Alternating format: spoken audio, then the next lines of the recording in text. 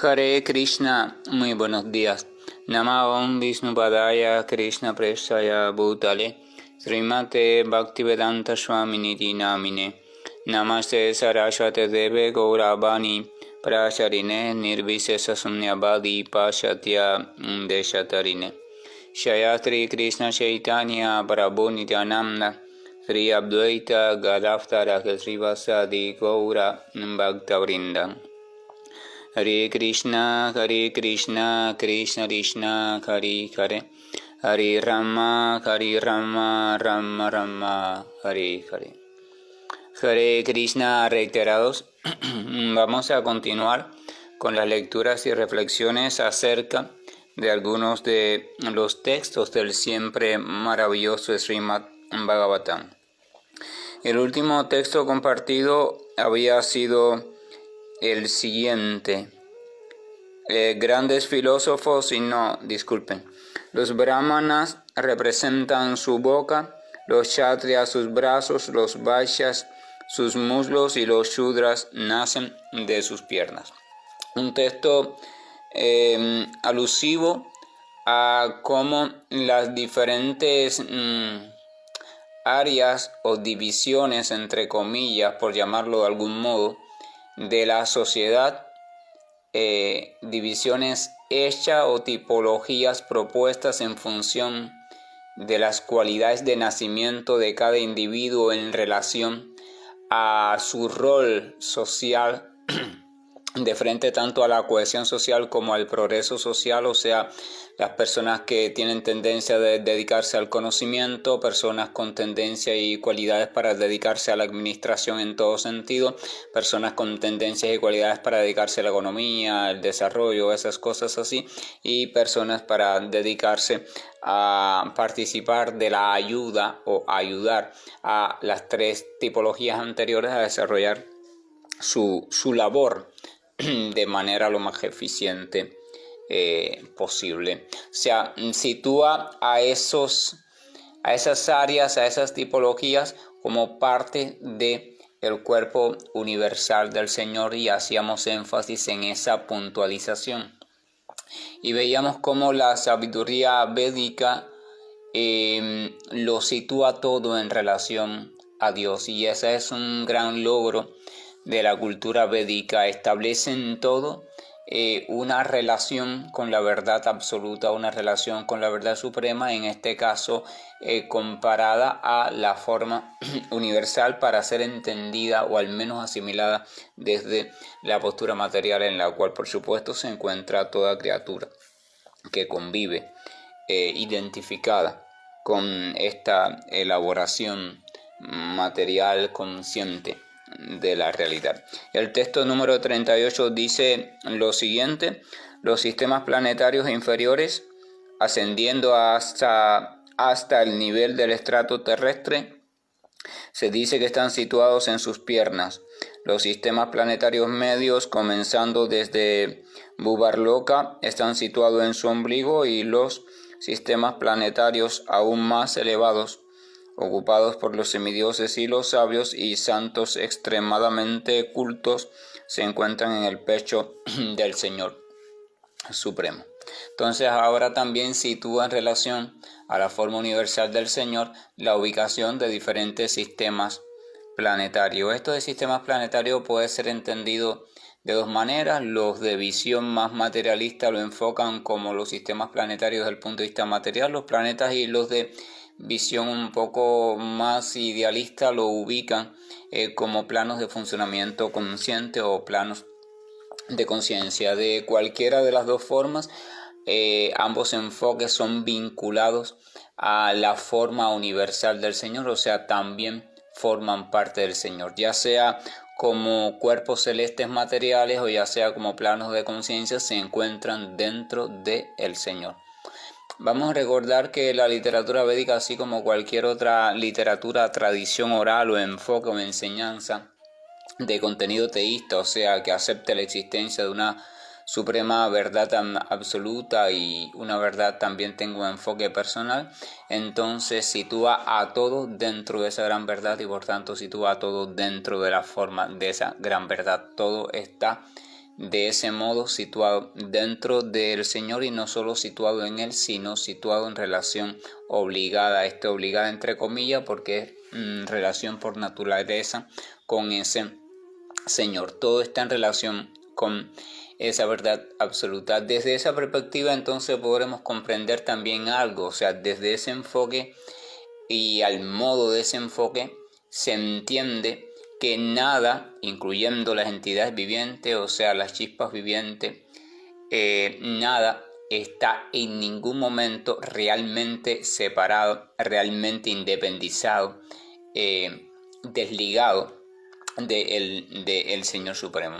Así que esa cuestión de volver al Señor, volver a la verdad, volver a Dios, es una cuestión más bien relacionada a la toma de conciencia progresiva de la relación existente y eterna entre la verdad absoluta y la verdad relativa, o todo lo que conocemos como la realidad. La chispa viviente nunca está ni puede estar separada totalmente de su fuente. Por tanto, esto es importante comprenderla. Puede caer en ignorancia, o sea, puede caer en un estado de desidentificación, un estado de no concientización de su fuente y de sí misma como parte integral e integrante de dicha fuente, pero no puede realmente estar separada de ella. Así como de la misma forma sucede, la entidad viviente original o la chispa viviente o la fuerza viviente o la porción existencial nunca puede dejar de ser existente, por tanto es eterna por naturaleza. Aunque sus manifestaciones o formas manifiestas reflejas en cada estrato de conciencia desde las cuales vive su propia existencia transitoria, siempre es temporal, o sea, siempre es cambiante y transitoria. Tenemos que ir comprendiendo esta doble cuestión, y esa doble cuestión tiene que llevarla, o debería llevarla, el ser humano continuamente en cada hacer de su vida cotidiana, vida que es relativa, vida que es temporal, vida que es transitoria y vida que es sujeta a todos los demás elementos y variables que conforman la realidad en este mundo, pero al mismo tiempo debe también ir llevando, ir cultivando la noción de lo absoluto. Vivir lo relativo desde también una conciencia de lo absoluto, ese doble vivir. Ya hemos dicho en varias ocasiones que la cuestión de la chispa viviente en el nivel de existencia humano da acceso o inicia una nueva forma del existir, que es el existir doble. En la toma de conciencia de un doble existir, de un doble vivir, y un existir en relación con lo relativo o con la realidad construida por la propia criatura acondicionada, y un existir en relación con su naturaleza eterna, ya no como criatura acondicionada, sino como esencia de vida, esencia de existencia, a partir de la cual se van reflejando todas las diferentes construcciones que se van realizando. No se puede progresar en el conocimiento del humano y no se puede progresar en el conocimiento de lo que llaman lo trascendente o lo espiritual si antes no se va abordando esta cuestión, si antes no vamos reflexionando, no vamos observando, no vamos asumiendo de un modo o desde un pensamiento crítico esta realidad o este planteamiento que a su manera, a su modo, desde sus códigos y su lenguaje, toda cultura estudiosa de la humanidad y de la espiritualidad lo dejaron ver. Toda cultura seria, en este sentido, habló de alguna forma sobre eso, sobre lo absoluto, y lo hizo al modo que pudo, así como nosotros también solo lo podemos hacer al modo que podemos y desde el lenguaje y la experiencia limitada a la cual podemos acceder y hemos podido acceder, y en generaciones futuras lo van a hacer a su modo. La cuestión no está tanto en el modo, aunque el modo indudablemente es importante porque es un reflejo que nos informa sobre la cultura de cada momento, cada pueblo, de cada época, pero la cuestión más bien está en la noticia permanente.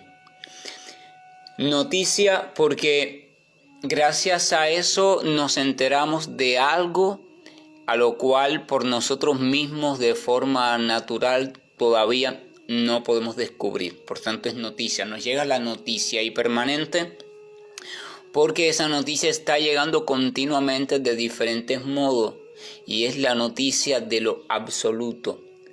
O sea, lo absoluto, el término absoluto viene derivado de un significado de independencia, o sea, aquello que es independiente de todo, aquello que por sí mismo se sostiene, se mantiene, que existe, que por tanto no es relativo y por tanto no es condicionado. Eso es lo absoluto, y lo relativo a aquello que está sujeto a, que depende de, ¿verdad? Lo relativo. Entonces lo relativo, vivimos desde lo relativo, la existencia está ocurriendo desde lo relativo, al menos en este plano de conciencia, pero se está asomando continuamente, se nos está dando de diferentes modos continuamente la noticia y las noticias de lo absoluto. Y una noticia que está dándose de una manera que puede ser tomada también a modo de invitación, puesto que para el ser humano de hecho toma esa connotación, ya que tiene el ser humano un potencial de conocimiento. Vamos a recordar que desde la propia cultura védica a la chispa viviente se le describe como compuestas por tres potencialidades básicas, o sea, Satchitananda, la potencialidad de la existencia misma, o sea, la eternidad, la potencialidad del conocimiento, tanto del adquirir conocimiento como el de ser conocida, y la posibilidad de la bienaventuranza, o sea, del percibir, experimentar bienaventuranza y proporcionar también la experiencia de bienaventuranza. Por tanto, la potencia de conocimiento, al igual que las otras dos, van a estar en continuo latir, en continua pulsación. Una vez la chispa viviente es consciente, se sabe existente, entonces va a ser empujada continuamente y necesariamente a adquirir un continuo conocimiento y a darse en un continuo conocerse, o sea, porque de la misma forma en que adquiere conocimiento, en esa misma forma comienza a ser conocida por las otras chispas vivientes que también están en proceso de adquirir conocimiento. Pero además de eso está la necesaria construcción de un autoconocimiento que en un principio, por supuesto, empieza a ser inventado por la propia chispa viviente, y ahí está el marco de lo relativo. Pero desde esa relatividad, la chispa viviente está siempre implicada en un drama donde la dualidad, donde las dicotomías están necesariamente presentes. O sea, el frío, el calor, el dolor, el gozo, etcétera, etcétera, la fama, la infamia, todo por ahí para allá. Y en ese margen entre el ojo opuesto, donde nunca se concilian, porque no pueden conciliarse, en este mundo ocurre la existencia relativa de la chispa viviente. Pero la chispa viviente empieza a tener noticias de diferentes modos a veces más adecuados, a veces un poco menos adecuados de frente a su saludable crecimiento, noticias sobre lo absoluto. Y la noticia esencial es lo más importante, o sea, lo absoluto está allí.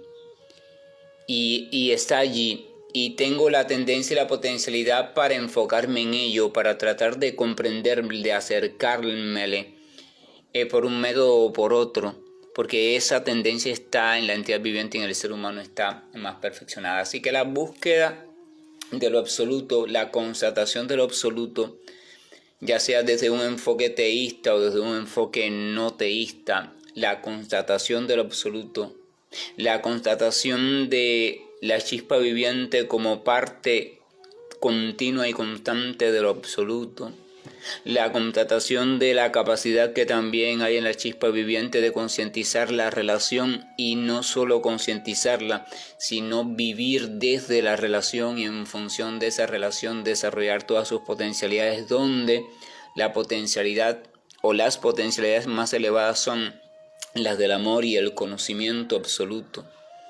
Aquí todo adquiere el apellido de lo absoluto. O sea, acá vivimos desde el conocimiento de lo relativo, y por tanto lo que llamamos amor es amor en lo relativo, amor cambiante, por tanto no puede ser comparado con el amor en su estado puro o amor potencial.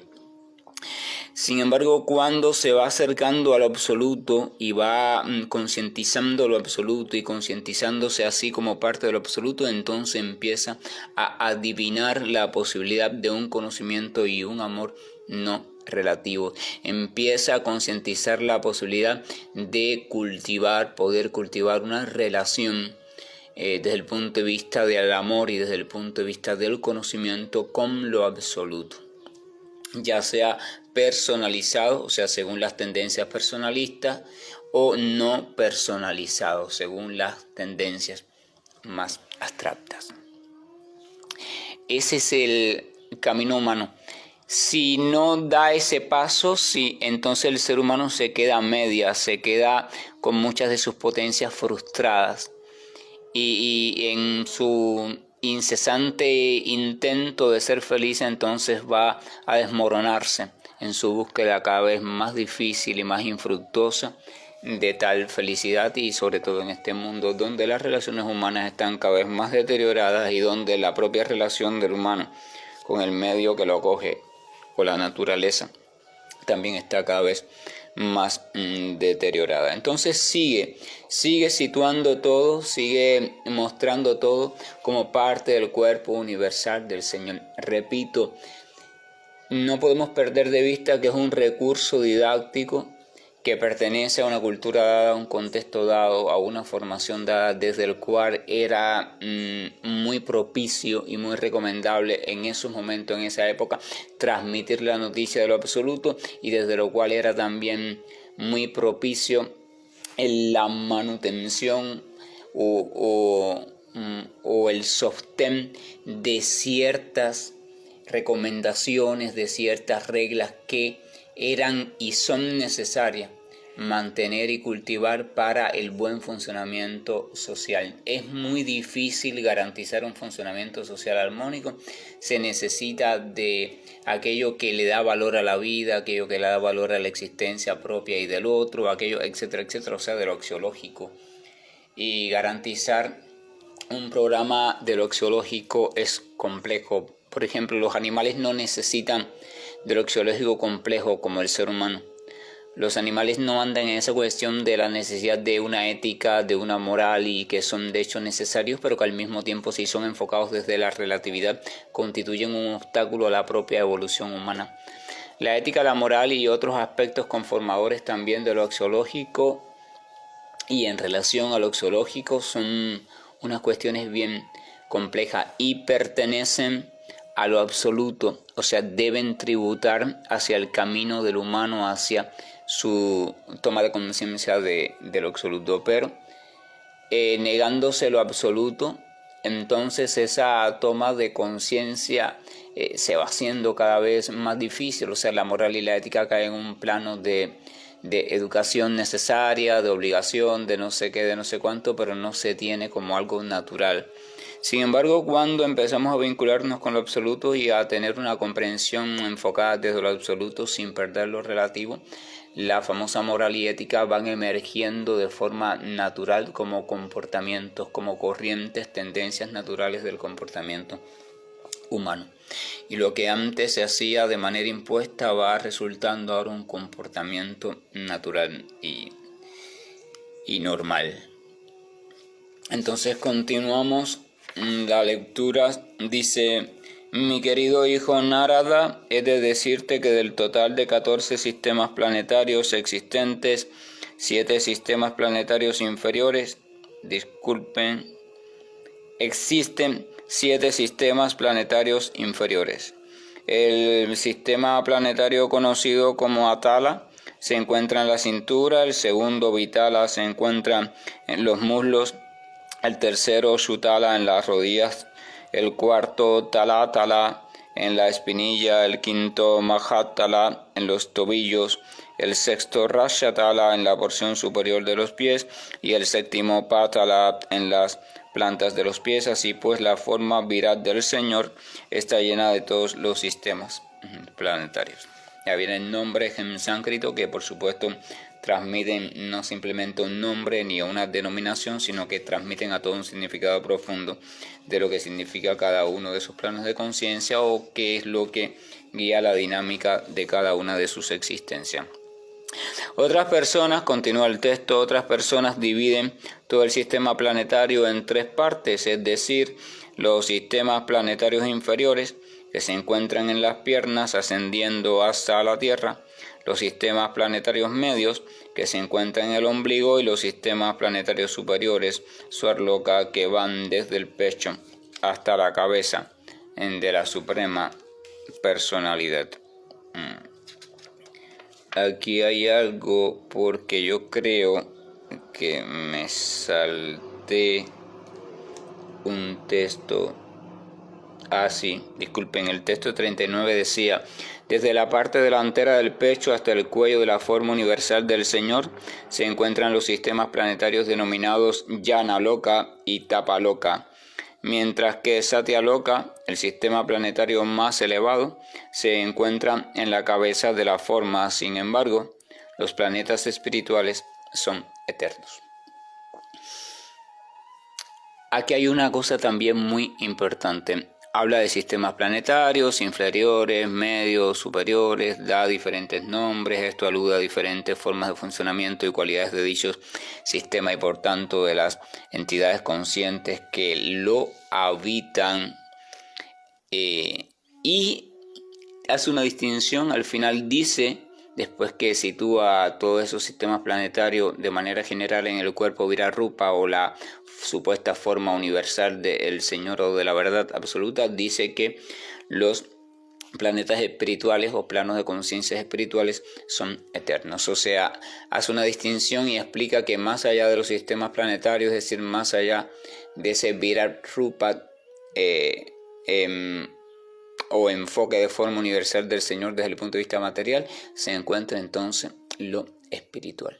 Hay una también forma del Señor desde el punto de vista espiritual y también entonces de modo didáctico sitúan en ella a los planetas espirituales que tienen una diferencia también básica con los materiales o planos de conciencia materiales, y es que son eternos, o sea que nunca dejan de ser y nunca dejan de existir. Y vemos ahí, sigue la misma cuestión, si vemos detrás de esto se esconde el mismo propósito, el propósito de darnos la noticia de que hay dos cuestiones, la cuestión relativa, que es transitoria y temporaria, y la cuestión absoluta, que es permanente. A lo absoluto, en la traducción al español casi siempre, incluso al inglés, etcétera, se acomodó en el término lo espiritual, la espiritualidad, ¿verdad? Planetas espirituales, planos espirituales, mundo espiritual, etcétera, etcétera. Pero hoy en día el término espiritual es muy complejo y muy confuso, por tanto algunos autores incluso prefieren buscar otro término más virgen, o sea, menos complejo, porque ya es muy difícil de entender en tanta confusión a qué es lo que le llamaba la cultura védica y otras culturas lo espiritual. Y eso es importante comprenderlo. No es qué es lo que yo creo que es, qué es lo que no, sino en aquel momento qué querían ellos decir con el término espiritual, a qué se referían. Indudablemente es el apuntar hacia lo absoluto, el apuntar hacia lo no relativo, hacia lo no cambiante, hacia lo eterno, hacia lo que no tiene principio ni fin y aún así existe continuamente y existe en modo variado, continuo.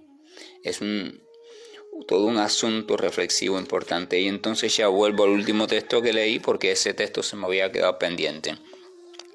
Dice que este texto empieza diciendo otras personas. Entonces aquí hay otro puntito.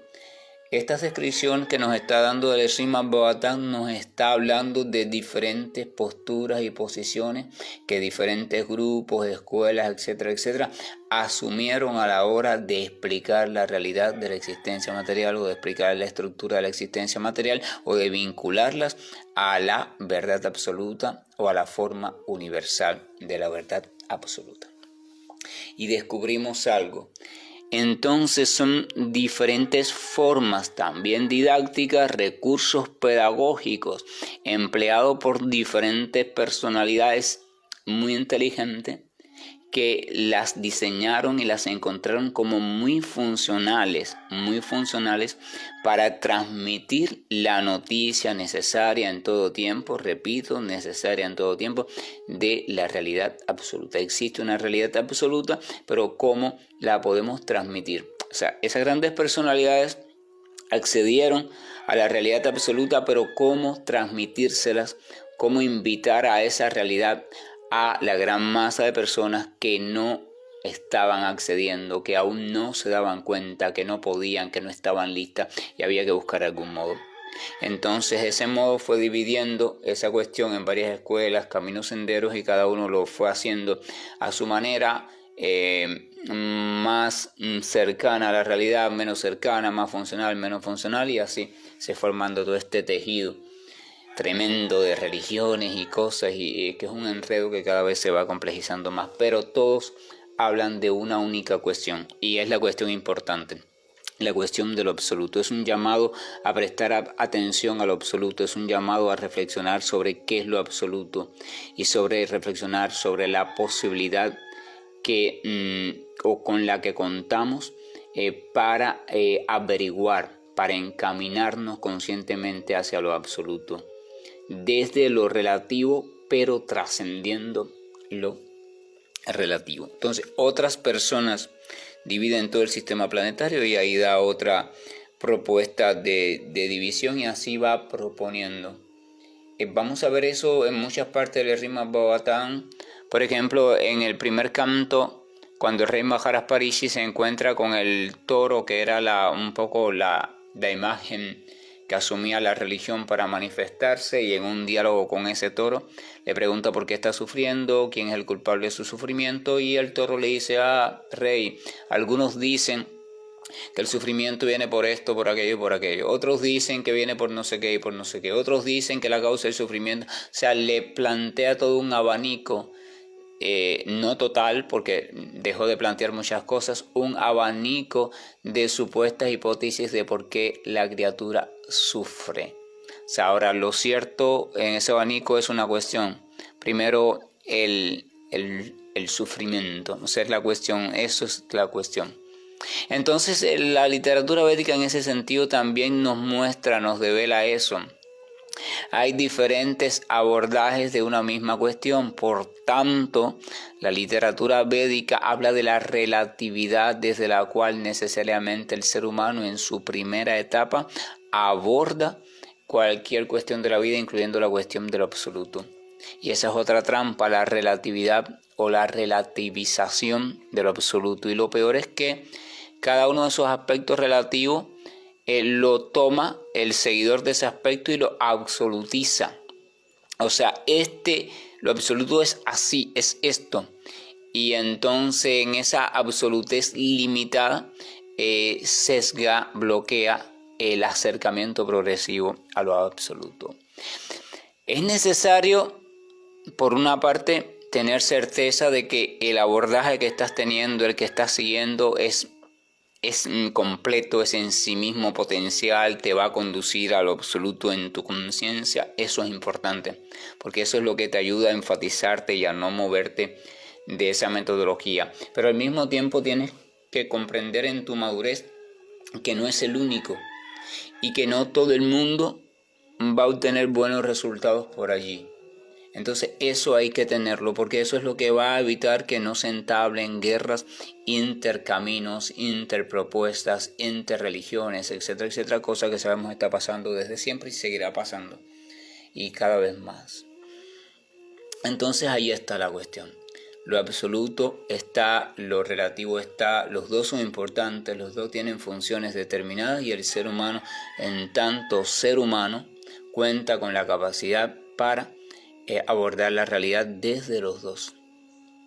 Y lo que está predominado por lo relativo, y entonces está siendo llamado desde la antigüedad a ir encaminándose también hacia lo absoluto. Que la gracia y el amor de nuestro amoroso Señor nos acompañe, que la dicha divina también de su ternura nos suavice el corazón y nos haga descansar la mente racional relativa para un poco permitir que nuestra capacidad de criaturas pensantes se aperture hacia aquello que no puede ser clasificado desde lo relativo, pero que sin embargo está allí y nos está continuamente llamando desde lo más profundo a conocerle y a tomar conciencia de nuestra eterna relación de amor con él o con eso. Hare Krishna, buen día. Estoy finalizando la grabación. Krishna Krishna Krishna Shri Krishna Govind Hare Murari Janat Narayan Vasudeva Shri Krishna Govind Hare Murari Janat Narayan Vasudeva Shri Krishna